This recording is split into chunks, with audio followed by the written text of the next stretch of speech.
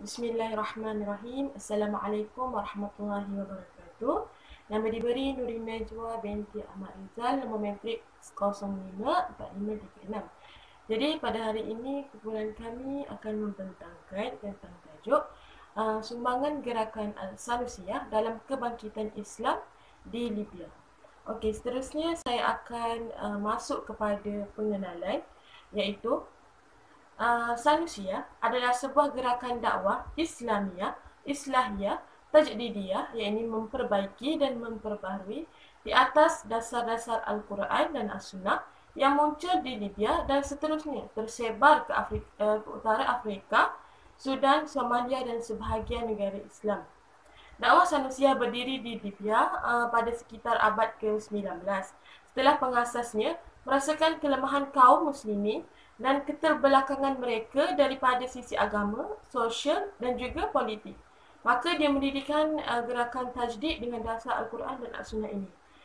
Tarikat Sanusiyah bukan semata-mata tarikat biasa, melainkan ia adalah sebuah tarikat. Ia adalah sebuah gerakan tajdid dan Islam.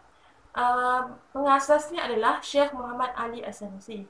Syekh Muhammad bin Ali As-Sanusi telah dilahirkan pada hari Isnin 12 Rabiul Awal ataupun 22 Disember 1787 di sebuah tempat yang bernama Al-Wasitah di Mustaghanim, Algeria.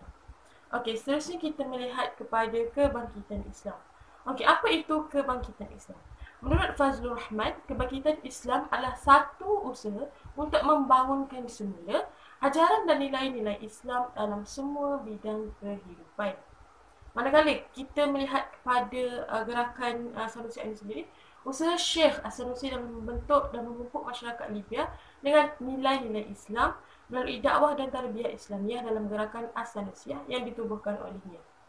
Saya fokuskan kepada aspek penjajahan, iaitu satu usaha bersungguh-sungguh demi meniupkan semangat jihad dalam diri setiap rakyat bagi membebaskan negara dan pemikiran mereka yang terpengaruh dengan penjajahan kuasa asing.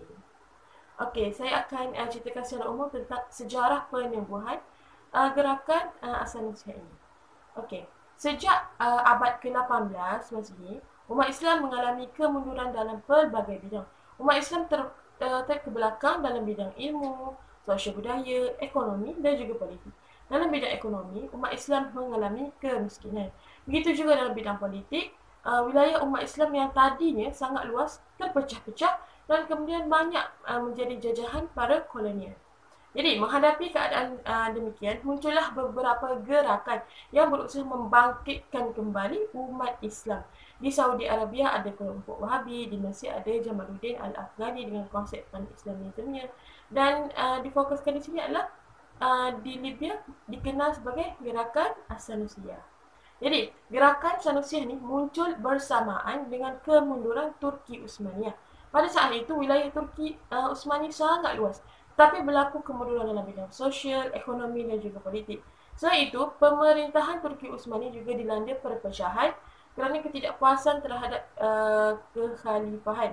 Libya pada waktu itu merupakan wilayah Turki Utsmani yang disebut wilayah Tarablus Al-Gharb, ini wilayah Tripoli Barat.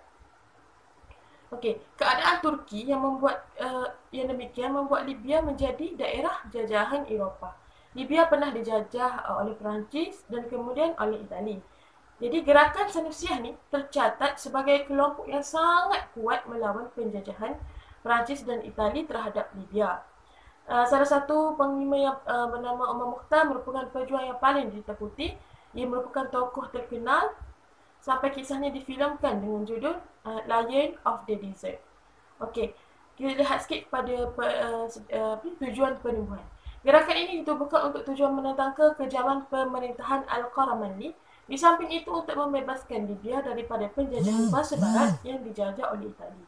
Dan kita lihat ada antara tujuan-tujuan yang lain, iaitu kurangnya tarbiyah Islamiah pada ketika itu, golongan hamba dan miskin ditindas sesuka hati, dan merupakan gerakan yang paling awal, iaitu sebelum kejatuhan Khalifah Utsmaniyah lagi. Jadi sekian sahaja daripada saya serahkan kepada pembentang yang seterusnya. Assalamualaikum warahmatullahi wabarakatuh. Nama Tuan Nur Rashidah binti Tuan Muhammad Tamizi. Nombor metik 054615. Seterusnya saya akan menyambung perbentangan daripada kawan saya iaitu tokoh-tokoh gerakan As-Sanusiyah. Kawan saya telah menceritakan serba sedikit tentang tokoh atau pengasas bagi gerakan As-Sanusiyah iaitu Syekh Muhammad bin Ali As-Sanusi. Kali ini saya akan menceritakan dua lagi tokoh tersohor bagi gerakan As-Sanusiyah. Tokoh yang pertama ialah Syekh Umar Al-Mukhtar. Nama sebenar beliau ialah Umar Al-Mukhtar Muhammad bin Farhad Al-Manifi. Beliau lahir di Libya pada 1862 Masihi dari keluarga yang berbangsa Arab. Beliau juga digelar sebagai The Lion of the Desert iaitu Singa Padang Pasir. Beliau merupakan salah seorang tokoh gerakan As-Sanusiyah yang sangat berpengaruh dalam menyebarkan Islam di kawasan Afrika pada akhir abad ke-19 dan awal abad ke-20.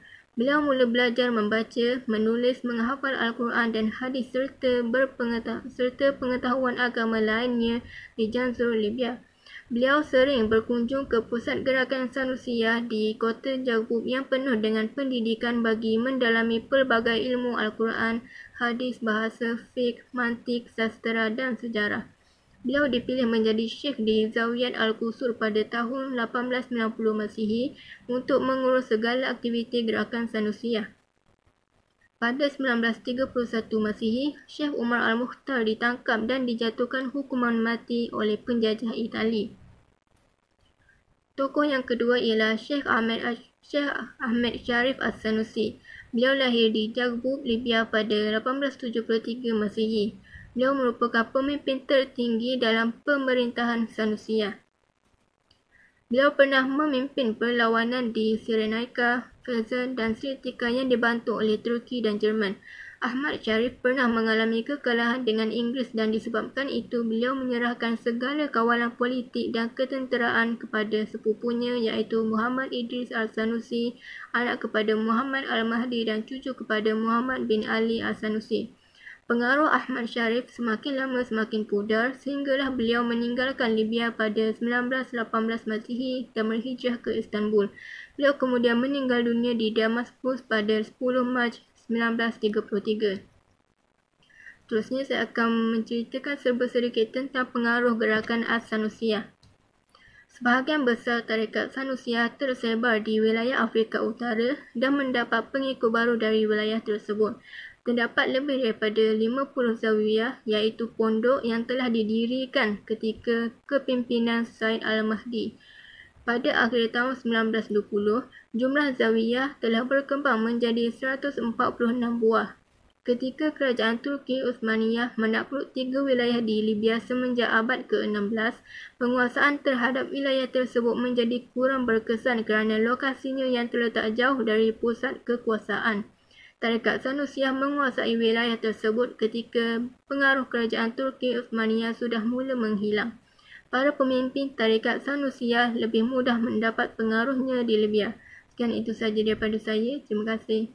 Bismillahirrahmanirrahim. Assalamualaikum warahmatullahi wabarakatuh.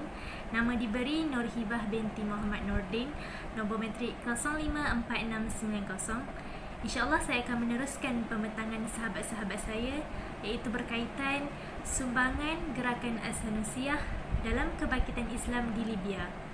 Baiklah, sumbangan gerakan As-Sanusiyah dalam kebangkitan Islam di Libya, saya akan kemukakan kepada 4 aspek sumbangan, iaitu yang pertama sekali aspek dakwah dan pendidikan, yang kedua aspek ketenteraan, yang ketiga aspek sosial, dan yang keempat yang terakhir sekali adalah dari aspek politik. Okay, baiklah, kita akan masuk kepada aspek yang pertama, sumbangan dari aspek yang pertama iaitu dakwah dan pendidikan. Okay, sumbangan apa yang diberikan oleh gerakan Sanusiyah ini adalah menubuhkan zawiyah-zawiyah. Okay, zawiyah ini adalah merupakan satu tempat di mana para sufi melakukan kegiatan-kegiatan mereka. Jadi dalam zawiyah itu terdapat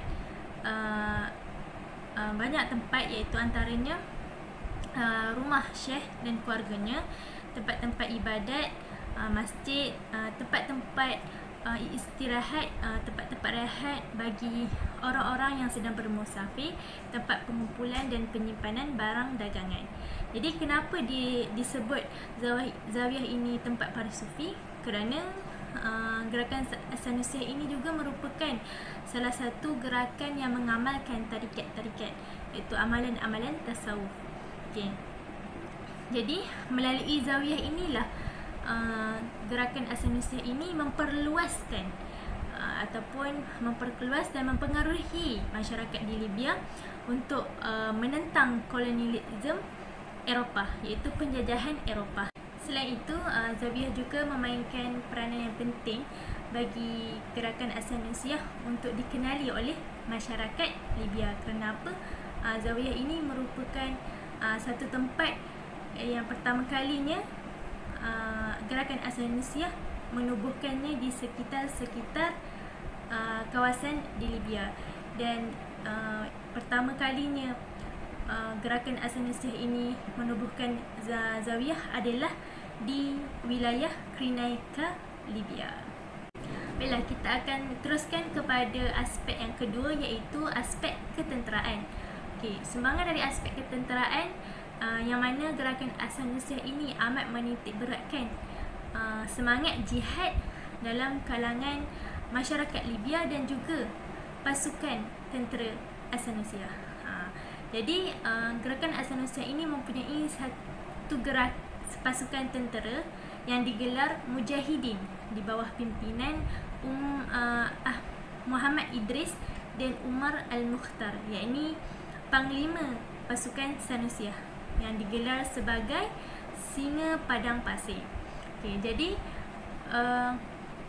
gerakan As-Sanusiah ini amat menitik beratkan semangat jihad bukan sahaja dalam kalangan pasukan tentera, malah kepada rakyat dan masyarakat Libya juga. Dan rakyat Libya juga memainkan peranan penting untuk membantu pasukan tentera Sanusiah dari segi mereka membekalkan makanan, membekalkan senjata-senjata. Sumbangan dari aspek yang ketiga, iaitu aspek sosial. Yang pertama sekali, gerakan As-Sanusiah ini amat menekankan konsep bersatu, yang mana gerakan As-Sanusiah ini menggalakkan semua masyarakat Libya untuk bersatu padu untuk menentang penjajahan Eropah, iaitu penjajahan dari negara Itali dan Perancis. Kerana apa? Itali dan Perancis ini suka sangat nak menakhluki, nak menguasai Libya adalah kerana di Libya ini mempunyai harta daripada segi kekayaan hasil bumi. Jadi Itali ini sangat ingin menguasai Libya, dan gerakan As-Sanusiah ini sangat amat menekankan konsep bersatu ini bukan sahaja dari kalangan pasukan tentera, malah menggalakkan juga masyarakat Libya untuk bersatu menentang penjajahan Eropah ini. Okay, seterusnya adalah gerakan As-Sanusiah juga memberi sumbangan untuk mengislahkan masyarakat, iaitu memperbaiki dan memperbaharui masyarakat ini ke arah yang lebih baik. Jadi dengan cara apa? Dengan cara gerakan As-Sanusiah ini memberikan penekanan terhadap tarbiyah Islamiah dan pendidikan kepada masyarakat Libya. Dan seterusnya, gerakan As-Sanusiah juga ingin membentuk masyarakat Libya ini untuk menjadi satu komuniti Muslim yang mana mereka mengamalkan nilai-nilai Islam bersama tasawuf dalam kehidupan mereka. Yang terakhir sekali, iaitu aspek yang keempat, adalah aspek politik. Okay, dalam aspek politik ini kita dapat lihat gerakan As-Sanusiah memberi sumbangan dari segi konsep jihad.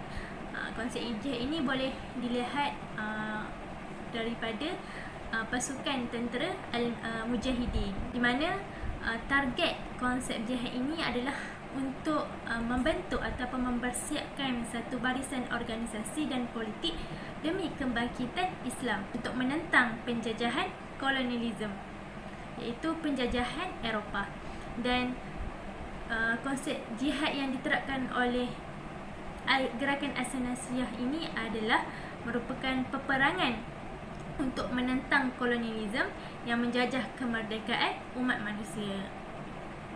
Jadinya jihad ini adalah dengan cara jihad yang bersungguh-sungguh, jihad yang sebenar-benarnya untuk mengembalikan semula nilai-nilai Islam, akidah Islamiah, penghidupan roh-roh Islamiah dalam masyarakat Libya.